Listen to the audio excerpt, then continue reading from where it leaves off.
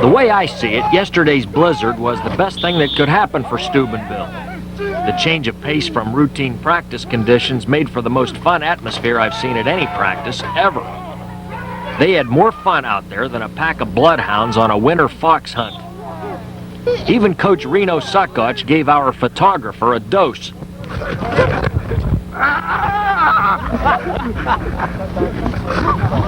How long you been there? 30 seconds. You didn't get that swearing, did you? This group is loose. I mean real loose. And that's the way it should be this time of year. They've been through a hot August and 10 regular season games, and now all the playoff stuff can make you tight, nervous. Fans and the media put pressure on you.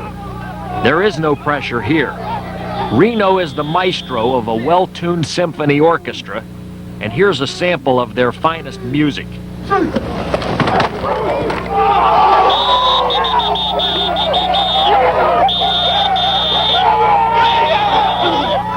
Saturday at Harding Stadium, this wild act will unfold before a packed house of folks who love that sort of music. Big Red will match 9-1 records with Columbus DeSales, and they appear to be on a roll coming in. Well, I hope that we're peaking at the right time. I know that our players and coaches feel that we're peaking, and you know, like I always tell you, once you get to the playoffs, the physical aspect of it's over and it becomes mental, and right now mentally we're prepared. Yes, sir. I got a feeling they're ready to put a whooping on somebody. Be sure to tune in tonight at 11, where we'll have plenty more of Big Red and other playoff information. For TV7 Sports, I'm George Kellas. Let's go Red! Let's go Red! Let's go Red! Let's go Red! Let's go Red! Let's go Red! DeSales came from the capital city. What they received at Harding Stadium this evening was capital punishment. Big Red's nightmare defense hung them, and the offense gassed them. For better than a quarter, every yard gained by both offenses meant something. DeSales finally got on the board with a 21-yard field goal by Dan Sprout, which made it 3-0. Their lead lasted approximately 12 seconds. This is Tubbo Yetz on the return.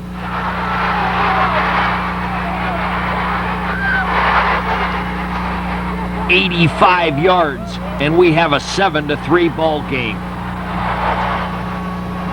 DeSales fumbled on its first play after the ensuing kickoff, and Big Red is knocking on the door once again. Dunrick Yetz needs 6 inches for the touchdown. Finally, they give it to him, and Big Red has a 14-3 lead. This is how the nightmare defense looked to DeSales quarterback Jack Elgin, who may wake up in a cold sweat tonight. The misery continued in the third period. Elgin is slammed by Greg Bell and company. DeSales had all sorts of problems in that third period, like this shank punt.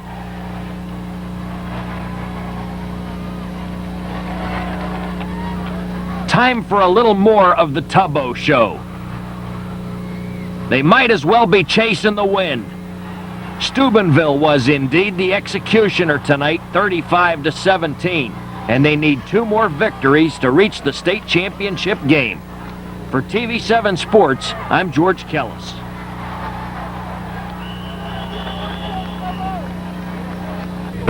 It's not terribly unusual for 2 brothers to play on the same high school team, but Mother Nature makes it a little difficult to have 3 at once.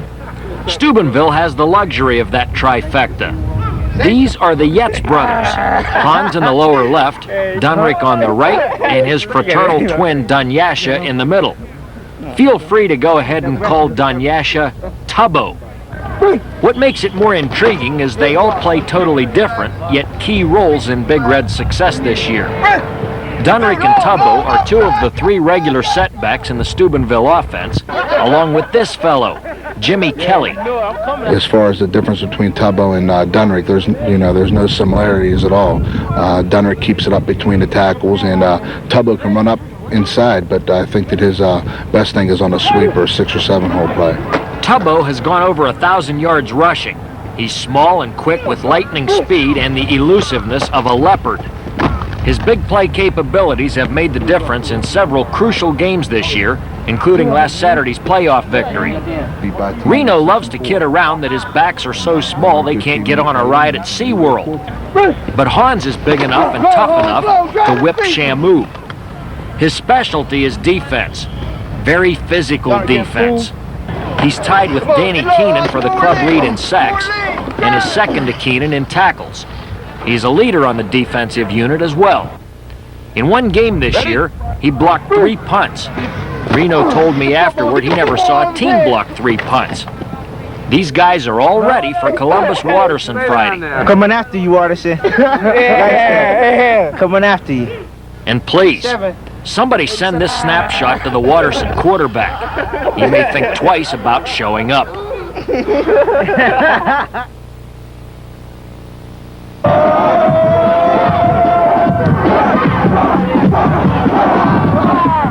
Steubenville's frozen faithful was bundled up and ready on this Arctic evening, and their team is hot, red hot. Steubenville's opening drive was a dandy. First, they established a crisp rushing attack with Jimmy Kelly.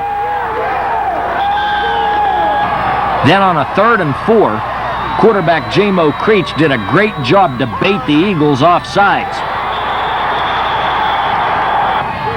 Finally, Creech decides to go up top to Chuck Hythen.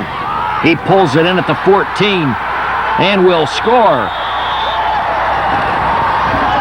Rusty Ronaldo adds the PAT, 7-0 Red.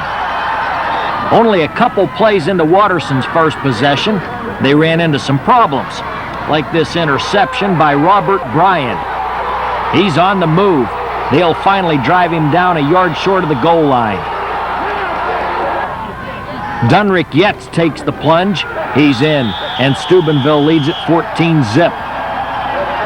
The nightmare defense was at it again. Danny Keenan throws down quarterback Matt Callahan. Second quarter, this is Tubbo Yetz. First down inside the Watterson 15. Creech will keep. Look for number 8 with the ball. He's coming through for a big red touchdown. Steubenville in charge, 21-0. Watterson didn't fold up, though. They got a break on a pass interference call late in the half.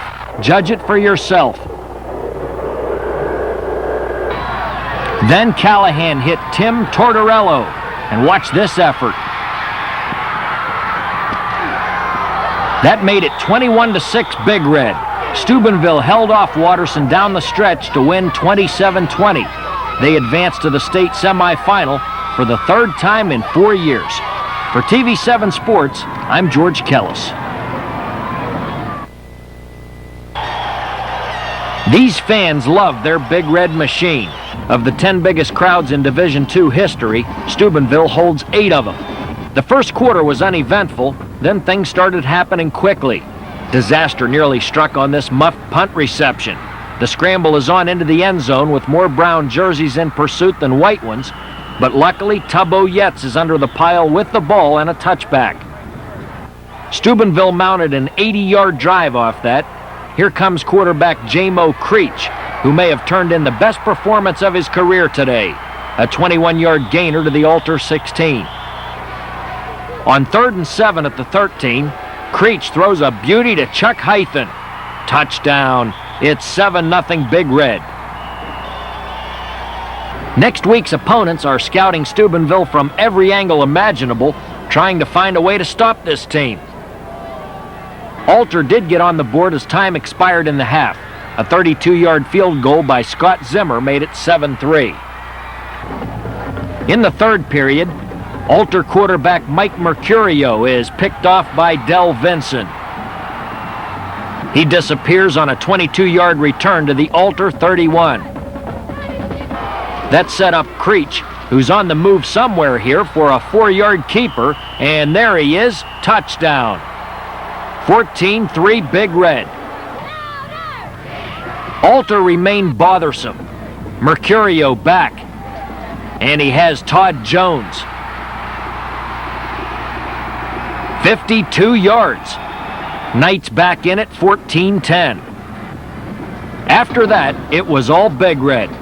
The Nightmare defense started doing its Fright Night routine. Hans Yetz wheels down Tom Long for a substantial loss. Here they come again. Todd Christian is there. Dan Keenan is there. Meanwhile, the offense added a couple more scores, both one-yard plunges by number 32, Dunrick Yetz. Rusty Rinaldo converted after all 4 Big Red touchdowns. They win it 28-10. That's all we got left. There's 4 more quarters and overtime and 1 more Tuesday visit with you. Can we do it? We'll be there and we'll do it. They ain't stopping us now.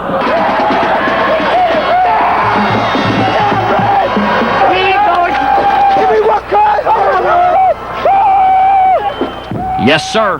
The horseshoe seems to fit the horse quite nicely. See you there next Friday. For TV7 Sports, I'm George Kellas.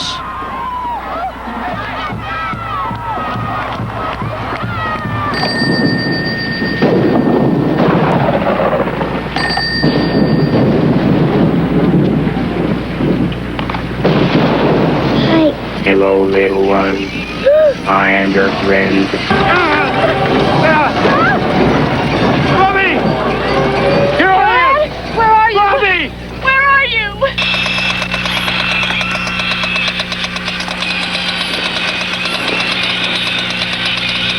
They're back! That's right, sweetheart. The Nightmare is back. Nightmare defense, that is.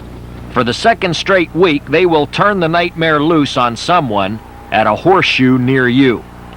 Last week's victims from Kettering Alter are still going through sleep therapy. Big Red has held 7 of its last 10 victims to 20 points or less and recorded 3 shutouts in the process. This club has displayed strengths in all phases of the game since experiencing some doldrums in week number 2 at Warren Harding and week number 3 against Dover. In the last 9 games, they have scored fewer than 27 points only once.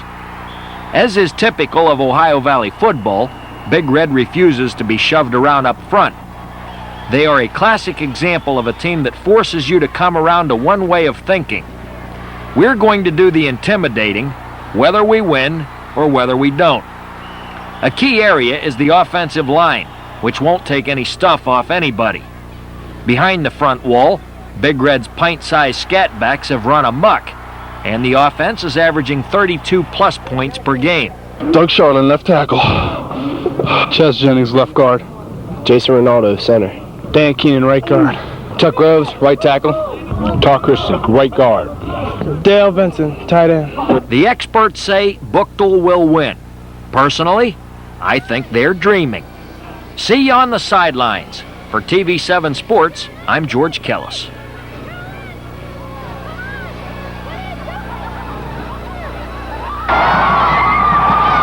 Many of these kids made the same run out of the chute 3 years ago as freshmen, only then they were at the rear.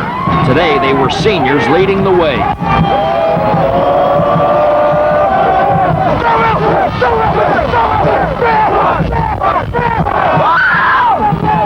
The two teams spent most of the first quarter getting to know one another.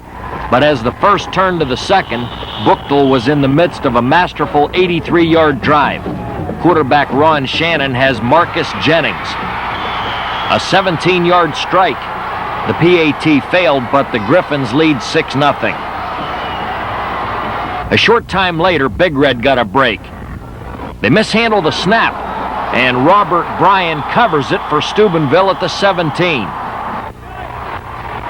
On 3rd and goal at the 7, the pitchback comes to Tubbo Yetz.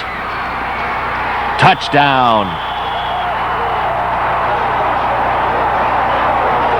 Rusty Rinaldo boots it through, and Steubenville went in leading at halftime 7-6.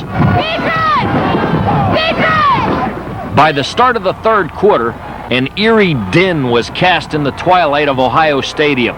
Ricky Powers breaks a tackle in the backfield, and watch the sophomore move.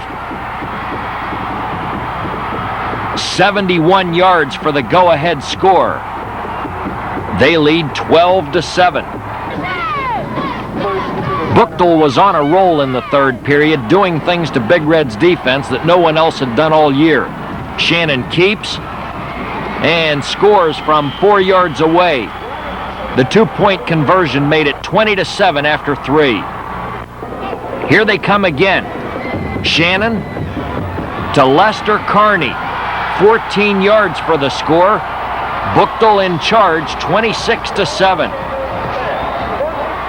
Big Red had trouble getting untracked offensively, due in part to nose guard Scott Arlington, a 6-foot, 315-pound load. Finally, they struck through the air. J-Mo Creech to Leon Sawyer. Leon's going in. The play covers 34 yards, and it's 26-14 with 2:50 to go. Too little, too late. Akron Buchtel captures its first state title, but Big Red has absolutely nothing to be ashamed of. Our 1987 Bishop runner-up team, the Big Red Buchtel High School. For TV7 Sports, I'm George Kellas.